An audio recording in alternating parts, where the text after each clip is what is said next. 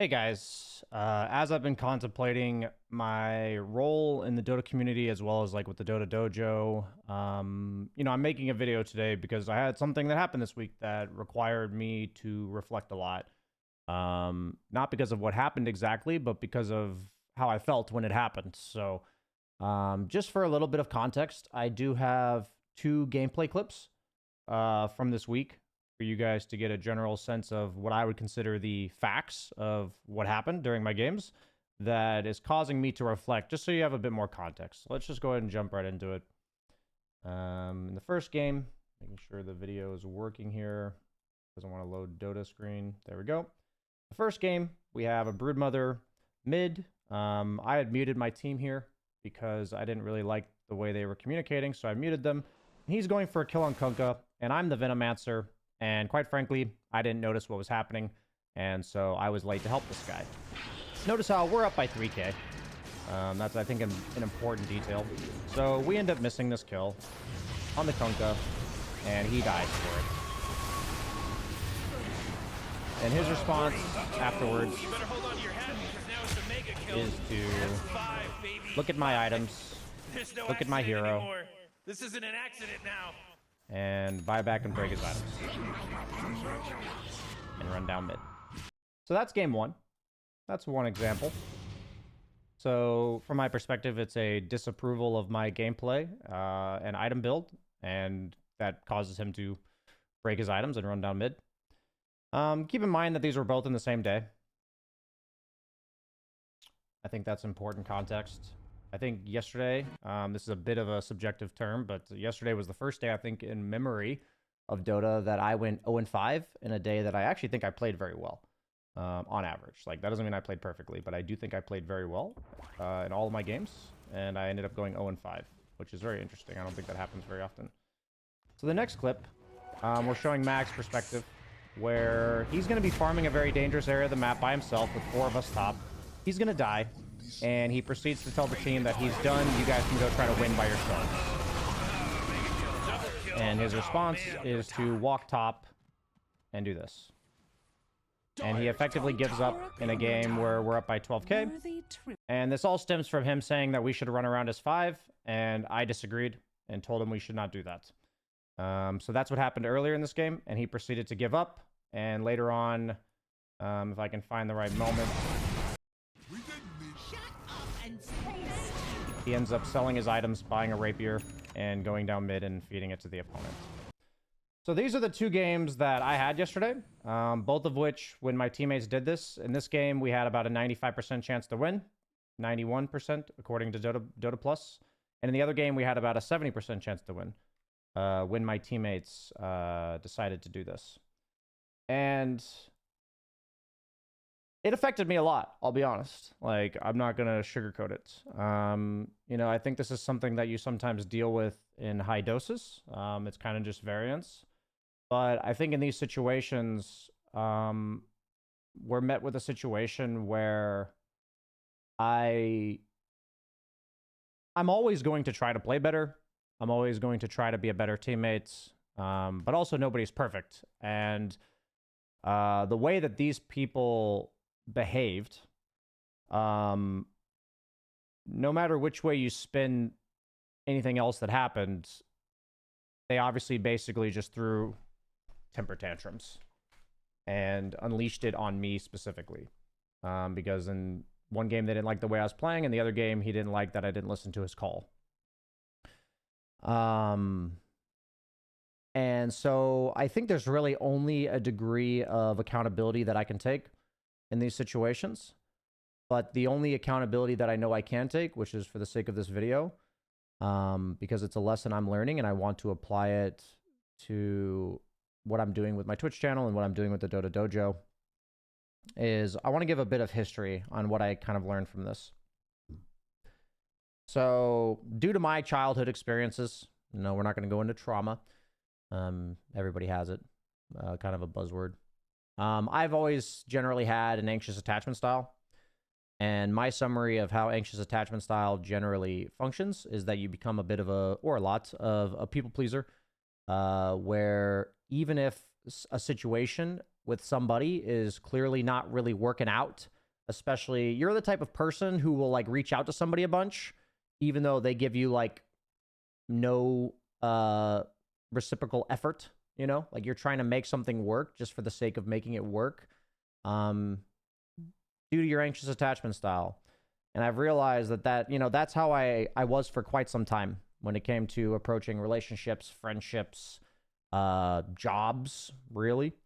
Was that it was like, how can I make these people like me? How can I make these people accept me in my job? How can I make it so that this friendship relationship works? And the one question that I never really asked myself for all that time was, how is this for me? You know, how do I feel like this whole situation makes me feel? And how can I best handle this in the future so that I don't end up in this lopsided situation again?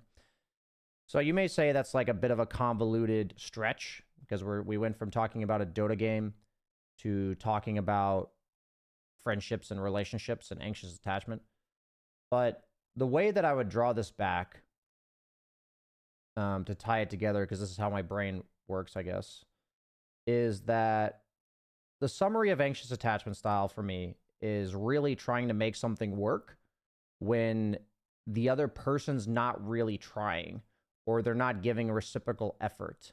You're not really reading the situation. You're not reading the signs. You're just trying to force the situation.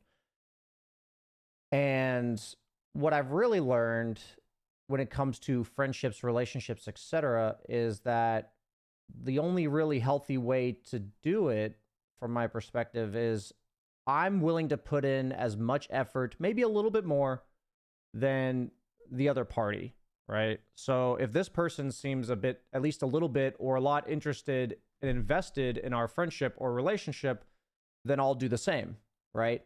Also, somebody obviously has to take the first step. So I would like to think I put myself out there a little bit and I give people the benefit of the doubt that they will do that.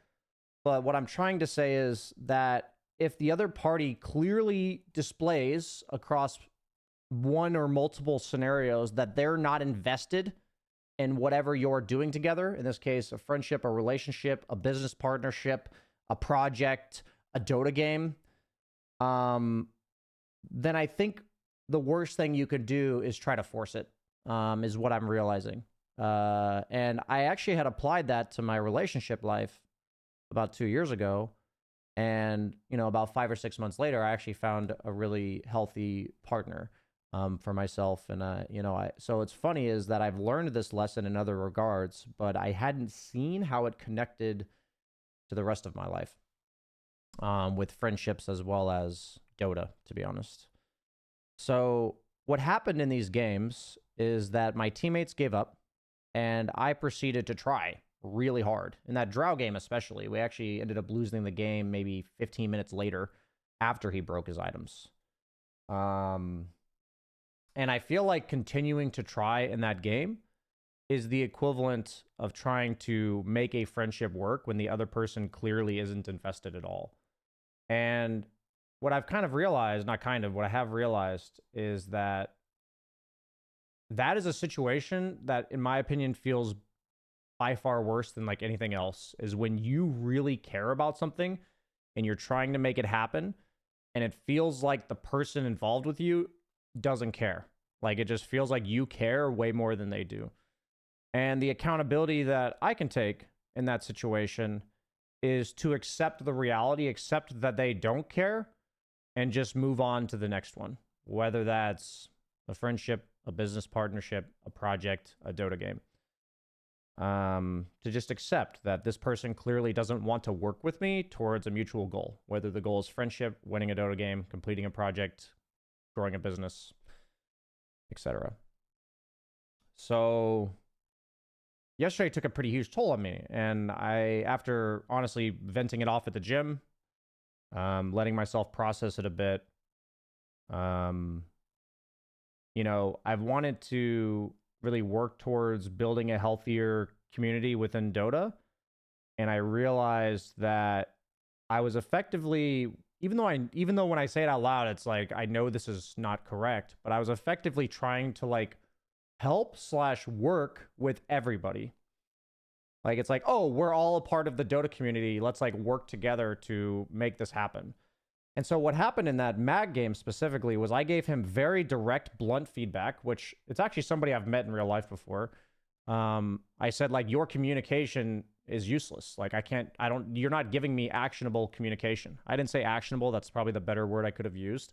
But he just said, go as 5. And there was no clear plan. He just said to do that. And so I gave very direct feedback, basically saying, like, if you want us to do something, tell us how you want us to do it. Don't just say something that's like an abstract concept. There's a lot more to a Dota game than just running around as 5. There's a lot of moving parts. And that's me effectively giving direct, blunt feedback to somebody.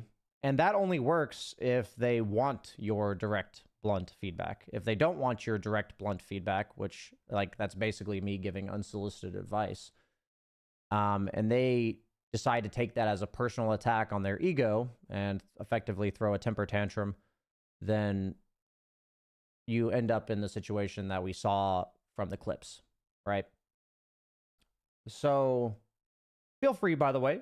It was a July 3rd Twitch stream. If you guys would like to watch those games for more context, if you feel like I might be omitting something that happened in those situations, I feel like I gave as much factual, there's always going to be a bit of bias from my end.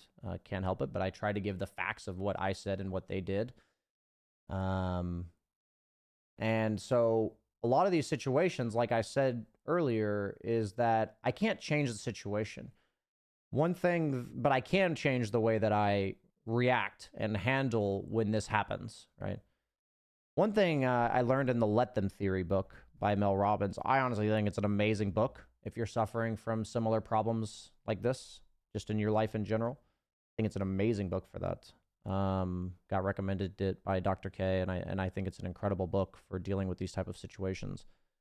In the book, Mel Robbins was dealing with some immature people in her family that kept causing like unnecessary drama. And her therapist basically recommended, what if you view them as 8-year-olds in an adult body? And for a little bit of context for that, it's basically saying that when an adult hasn't emotionally matured, which in my experience, it's actually a large portion of adults, including myself up until the last few years, I feel like, you don't effectively process emotion. And when you feel strong emotions and you don't know how to process them, you effectively throw a tantrum. So the image I've actually created that I really like, that's helped me a lot, because that resonated with me, by the way, basically saying that's an 8-year-old trapped in like a 25, 30-year-old body, because they never matured on how to handle their frustration, anger, conflict, all that kind of stuff.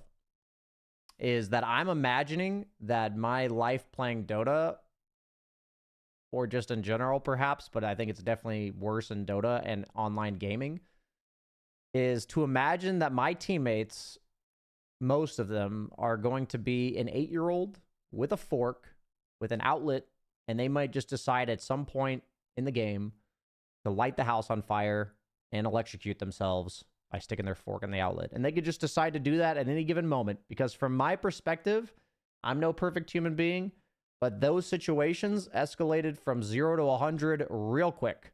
Like, oh, I was accidentally late to help the broodmother with the kunkka, and his reaction is to buy back and break his items, like, that's, for me, that's going from a game to like 0 to 100 of break my items, we're done, in a game that we're still winning at that point. So that's why I like the analogy of imagining it's an 8-year-old with a fork and they're just at an outlet, and they could decide to just sit there and chill, or they could decide to just stick that fork in the outlet. For me, that actually puts a smile on my face, just imagining like that's what they're effectively doing. But in the book Let Them Theory, I really did learn a lot about the fact that she made a clear distinction between, if you have kids, it is your job to help them regulate their emotions, because they haven't learned. They don't have anyone else to teach them. So how you help guide them through their emotions is really important. But then a part she said in there that like really resonated with me, and it stands true for me in this situation, is she said, but you are not responsible for regulating the emotions of adults. And I feel like the only thing I could do to prevent what happened would be to effectively coddle and try to regulate the emotions of my teammates. And I do stand by the fact that it is not my job and it is not any of your jobs to effectively coddle your teammates. And I would argue that by coddling my teammates and giving them what they want when they throw a temper tantrum is effectively telling them that if they throw a temper tantrum, they'll get what they want. So I'm effectively enabling this type of behavior. So I know I've kind of given a roundabout, long drawn out explanation of this situation. It's been a, honestly, it's taken a toll on me. I've had to think about it a lot the last 24 hours. Is that what I'm here to do when I'm playing a Dota game is, I promise you, I am trying my best to think the game through critically, make decisions, and do what I think is best at the time to try to win the game. That is what I am trying to do. And I'm not going to be perfect doing that. I'm going to make mistakes in game, and I may communicate something poorly sometimes, and that's going to happen. You know, there's mistakes. They happen. And the other thing I'm trying to do is take accountability whenever something like that happens at the end of the game. Like if something goes wrong in the game, you know, review my own plays, review my own comms, think about to myself, could I have done something better? But one thing I know is that accountability only goes so far. And so I'm trying to encourage other people in the Dota community that are like-minded to myself, that they to take accountability and to focus on what they can change and what they cannot change. And what I'm basically trying to say is, when I go into a Dota game, my mission is to win. And that is effectively what I feel like I entered a contract with my 4 teammates, a friendship of sorts, a business project. And what I'm proposing to the Dota Dojo, as well as anyone within my Twitch community or anyone in the Dota community that might be interested in something like this, is that I'm trying to create a mission where people generally are more accountable. They look to play the game in its purest form, and they can handle their emotions within the game and maybe process them outside of it and afterwards in a healthy, mature way. And that's what I'm trying to work towards doing for myself. So I would like to work with people who care about doing that themselves, that they have a similar mission, right? And I personally feel that if nobody does this in online gaming, then we're going to end up in a situation where this continues to get only worse and worse. So I would like to think that if the tides are ever going to turn in the right direction for online gaming, it has to start somewhere. And maybe we hardly ever make a dent, but I'd like to think it's possible. So the conclusion from all of this is, those are my missions: to win a Dota game and to build this portion of a community and work towards that. And that I've realized that the people I am willing to be patient with, willing to work with, willing to talk it out with, are people who I feel like are clearly invested in doing the same thing, whether that's winning the Dota game or making this a better place. And they take accountability for themselves and they display that. So what I kind of pledged to myself to not do is to try to work with people who have given me what I believe is enough evidence that they don't share those missions. It's okay if you come into the Dota Dojo and you fuck up and you say something that's like really ragey and tilty. We're going to call you out for it. And how you handle that and how you come back and reflect on it, or if you come back and lash out at us, that's going to tell us all we need to know. You lash out at us, you're gone. Sorry. You come back, say, oh man, that's pretty brutal. Maybe I am doing something. And you think to yourself and you come back and do something about it. Then, you know, you're welcome here. And when it comes down to the Dota game itself, the second one of my teammates, like, I'm willing to battle when we have mega, like when the enemy has taken mega creeps, when we have a 1% chance to win. I'm willing to play the game out until my throne dies if I feel like the remainder of my team is trying to do the same. And I feel like this deficit in how much you care about winning creates so much mental agony. And that if somebody on my team effectively throws a temper tantrum, what I remember about my childhood, I actually remember this, and my mom's even told me stories about it, was that I would be at the zoo, which I loved the zoo, and I would start crying about something. And my mom just said, like, basically, oh, I'm really, like, you're crying, you're sad, it's okay, we can go home. Like, it's okay, we can go home and we can deal with it. And I'd be like, no, I don't want to leave the zoo. And then she's like, well, then why are you crying? And it's like one of those things where it's like, I understand you're emotional. Like, you don't know what you're doing with it. We'll go home and we'll figure it out. And then I had to, like, my choice was to leave the zoo and talk about it later, or talk about it now, or to enjoy the zoo and talk about it later. That was like my choices. And I feel like when somebody on my team says I'm AFK, I'm done, or they break their items, I'll just say, okay, like, pat them on the head. It's fine. I'll do that too. And we just give up. I feel like forcing the mission when it's just so clearly an uphill battle with people who don't want to work with you. Like I said, I really just think it enables. And I understand maybe a lot of people out there may disagree with this approach. I'm consistently adjusting and refining what I consider to be the right approach for myself and how I think things should be handled. And I'm making these videos because I want to be very clear of what's happened to me and how it's affected the way I want to think, in a way that I think I'm reflecting on how I'd like to handle it rather than being like willy-nilly adjusting to things because bad things happen. I think it's like a very big difference there. And to see, like, to make it known to you guys how I'm going to handle these type of situations, and if you want to be a part of that, and if you agree with it or are align with it in some way and you'd like to work towards a similar goal, that's what we're here for. So that's why I'm making this video. I'm not making this video so you'll feel sorry for me or agree with me. I'm making it so you understand who I am and how I will handle these situations, and you can choose to do the same or not. And yeah, so I felt the need to put this out there. Part of me is like, oh, I'm like forcing lessons on people or acting like I'm better than people. But what I've realized, because I have this situation where you feel like, okay, you're talking about them being 8-year-old toddlers or 8-year-old kids, but you also don't want to feel like you think you're better than them. And I feel like the way that you accomplish saying, I don't agree with that behavior, I think that's immature and unhelpful, without coming off as I think I'm better than you, is to simply say, okay, if you do that, I will respectfully, like, you're doing something that's, prioritizing yourself over the team. I will also do something that prioritizes myself over the team. No hard feelings. I'm not going to try to carry the weight that you're not willing to carry. Or unable to carry, whatever. And yeah, that for me is let them and let me. That's what the let them theory basically says in a nutshell, is let them, if they want to act like that, let them.